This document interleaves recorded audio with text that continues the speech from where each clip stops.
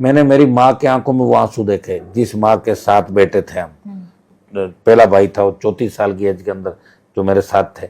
मैंने हर परिस्थिति देखी। मैंने मेरी माँ की आंखों में वो आंसू देखे जिस माँ के 7 बेटे थे हम, जिस माँ के पति विधायक मेरे पिताजी, 1000 बीघा जमीन, बड़े जमींदार, जहाँ 500 लोग रोज आ रहे हैं, वहाँ रोज बैठ रहे हैं, खाना खा रहे हैं, हर आदमी आ रहा है और इस हादसे जा रहा। पुलिस हमारे पूछे बिना इलाके में एंटर नहीं करती थी। उस पुलिस की जीप में उस माँ ने अपने बच्चों को जाते हुए देखा और उसके अंदर माँ ने देखा कि एक बच्चा मेरा जिसकी डेथ हो गई वो आ रहा, दूसरा बच्चा कोर्ट की परमिशन से उसका दाह संस्कार करना आ रहा भाई का, और 5 घंटे बाद वो वापस जा रहा है और उसे जाते हुए देख रही मेरा एक तो चला गया, ये भी नहीं चला जाए। उस माँ की आंखों के अंदर मैंने आंसू देखे। मेरी माँ बहुत मजबूत है, आज भी 80 साल की, लेकिन वो कह रही है कि मेरा बेटा इस प्रदेश की और देश की सेवा करा, इसलिए मुझे कोई गम नहीं। जब भी हम कभी मायूस होते हैं, क्योंकि अब भाइयों में 2 भाई मेरे बड़े चले गए, एक भाई जो है मेरे से बड़े हैं, लेकिन सारे छोटे भाई हैं।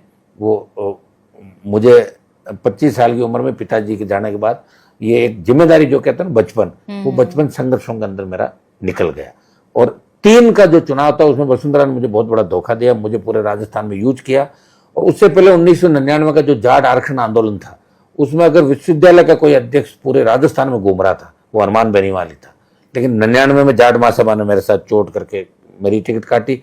3 में फिर जाट महासभा और वही लोग वापिस उसी व्यक्ति को लेके जो 99 में था। आपको बहुत गिले शिकवे हैं जाट समुदाय की लड़ाई लड़ रहे हो जाट समुदाय की। लेकिन उस समय की जो महासभाएं थी, महासभाओं के अंदर जो 4-5 पर्टिकुलर 4-5 लोग थे, 3 के अंदर फिर मेरा टिकट कटा, मैं निर्दलीय लड़ा। और मुझे दुख है कि धर्मेंद्र हेमामाल ने उस तथाकथित जो जाट समाज का नेता था उसके प्रचार में आए, रोड शो किया और टंकी में चढ़ के धर्मेंद्र ने वोट मांगे, कूद जाऊंगा। उस समय मेरा समाज इतना पढ़ा लिखा नहीं था, फिर भी जाट समाज के 70% वोट मुझे मिले। उस समय 30% वोट अलग गए, अदर कास्ट के वोट मिले। और मेरे सामने एक यादव कैंडिडेट जिसकी शादी जाटों में हो रखी थी, वो 2003 के अंदर जीत गई थी। आपको कभी ये नहीं लगा कि मुझे नुकसान हो रहा है एक ही कौम की राजनीति करने से, जाट समुदाय की राजनीति? नहीं, कौम की राजनीति आपके अपने भी आपका नुकसान करते हैं और दूसरी जातियों के वोट भी कट जाते हैं।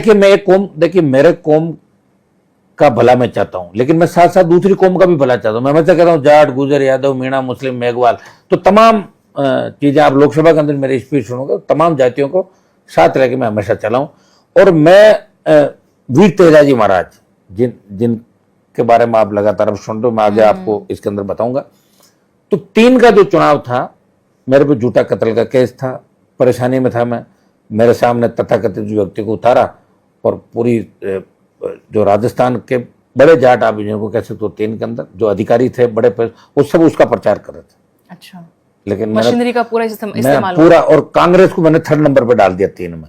फिर 2004 लोकसभा चुनाव आया तो बीजेपी का एक खेमा जो मुझे मदद कर रहा था, और भंवर सिंह डांगावास MP के कैंडिडेट बने जो मेरे पिताजी के मित्र थे, चौधरी थे, उन्होंने ज्वाइन किया और उन्होंने मुझे कहा कि आपको हमारे साथ रहना होगा। मेरे सामने एक ही मजबूरी थी कि यार मैं कांग्रेस में जाऊं या भाजपा में, क्योंकि उस स्थिति में मैं स्टेट के अंदर कुछ नहीं कर सकता उस समय। तो मैंने भंवर सिंह जी की वजह से बीजेपी के ग्रुप से बात की और बीजेपी का मैंने प्रचार किया और भंवर सिंह जी को चुनाव जीता दिया, मैंने कांग्रेस को हरवा दिया। लेकिन 6 महीने बाद ही वापिस मेरी।